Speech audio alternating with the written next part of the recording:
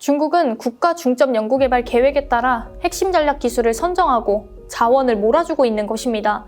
대상 기술은 항공우주, 슈퍼컴퓨터, AI, 신에너지 등으로 기술 변화의 속도에 맞춰서 정책 적용 범위도 마치 살아있는 생물처럼 유연하게 확대됩니다.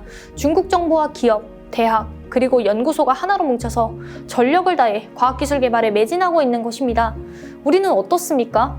과연 우리도 중국처럼 정부와 기업, 학계 사이에 끈끈한 연구 네트워크가 형성될 수 있겠습니까? 윤 정부가 과학기술 인재 양성을 위해 자원을 몰아주기는커녕 기존 예산마저 무려 4조 6천억 원이나 삭감했는데 말입니다. 이런데도 우리 과학기술력이 중국에 추월당했다고, 놀랍고도 충격적이다고 말할 수 있을까요?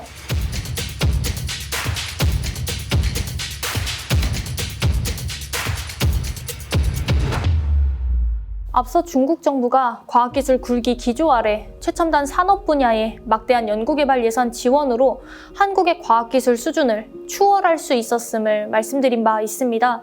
전 세계 연구개발 투자 1000대 기업에서 한국은 2006년 19개에서 2020년에 27개로 1.4배 느는 데 그쳤지만 중국은 4개에서 194개로 거의 50배로 늘었다는 사실이 이를 잘 뒷받침하고 있습니다.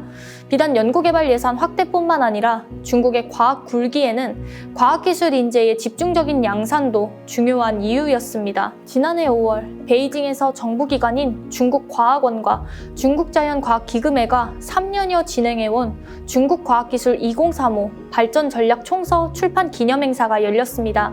이 총서는 물리수학 등 기초과학 분야 18권, AI 양자역학 등 미래기술 19건을 포함해 모두 38건으로 구성됐습니다.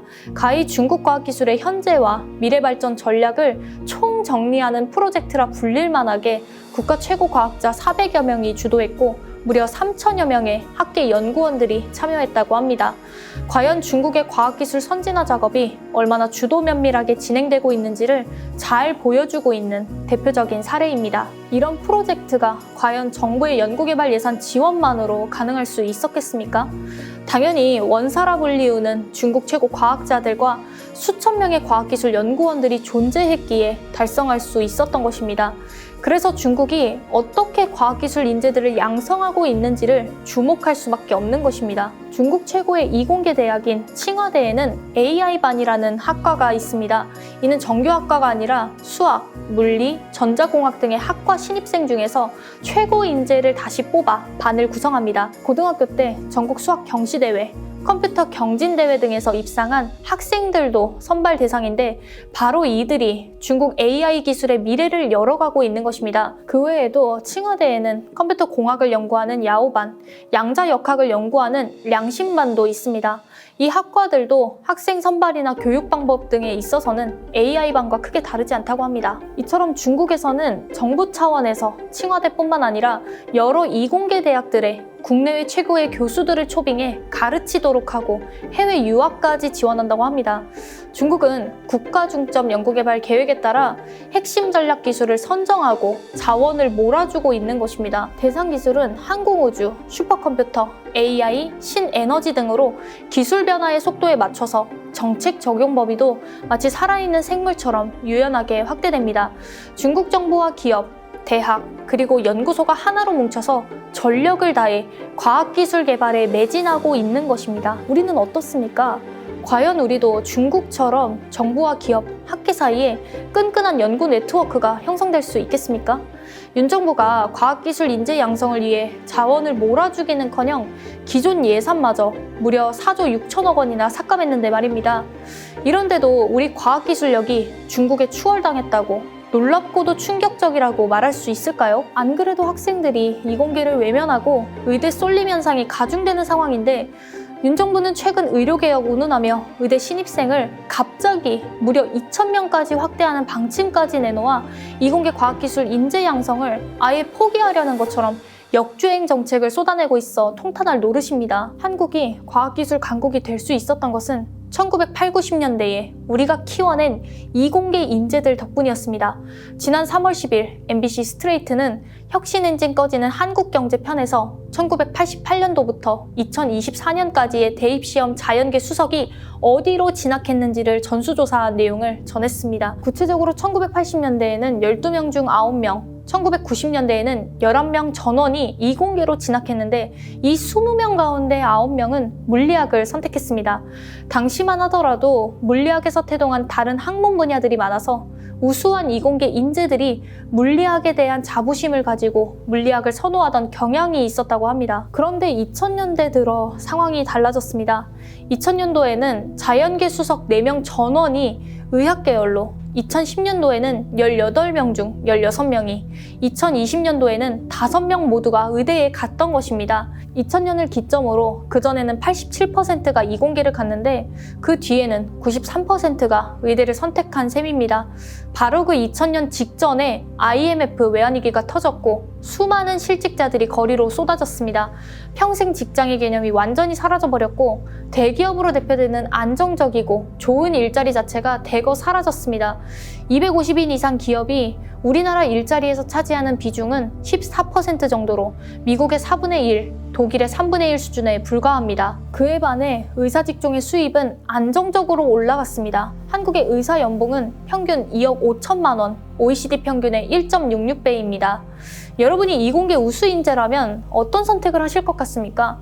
과학기술자로서 대기업과 국책연구기관에 갔을 때 과연 의사들만큼의 안정성과 좋은 대우를 받을 수 있겠습니까? 만일 우리도 미국처럼 의사뿐만 아니라 이공계생들이 충분히 대우를 받는 환경이 주어질 수 있다면 어떨까요?